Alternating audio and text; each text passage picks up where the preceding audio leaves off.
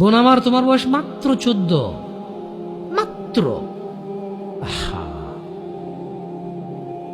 তুমি এই বয়সে সিগারেট খাওয়া শুরু করে দিছ, আফসোস বোন আমার।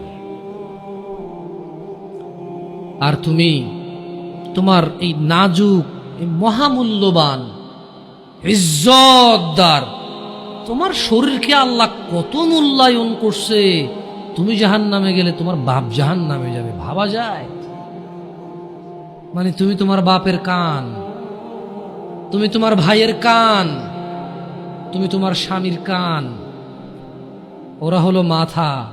আচ্ছা, তুমি হলা মাথা, ওরা হলো কান। তুমি হলা মাথা, ওরা হলো কান। তোমাকে আল্লাহ কত মূল্য দিছে। কারণ মাথার মধ্যে যদি কেউ বাড়ি দেও, কি বাঁচবে? বাঁচবে না।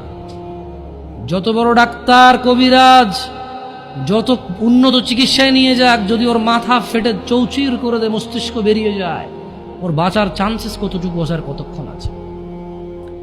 তোমাকে, তোমার এই ছোট্ট 3.5 হাত বডিকে আল্লাহ কত ইজ্জত দিছে, কত সম্মান দিছে।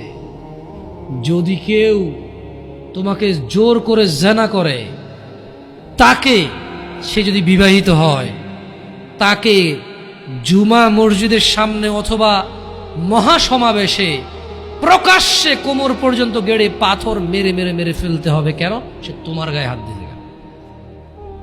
তোমার ইজ্জত আবরু কত উপরে। তুমি কি আর আল্লাহর সৃষ্টি জাতা? আল্লাহর সৃষ্টি বনি আদম, ওয়ালাকাদ কাররামনা বনি আদম। আল্লাহ সুবহানাহু ওয়া তাআলা বলছে যে আমি বনি আদমকে কারাম করেছি, ওদেরকে আমি সম্মানিত করেছি। ওই সম্মানিত সম্প্রদায়ের সবচাইতে মূল্যবান তুমি।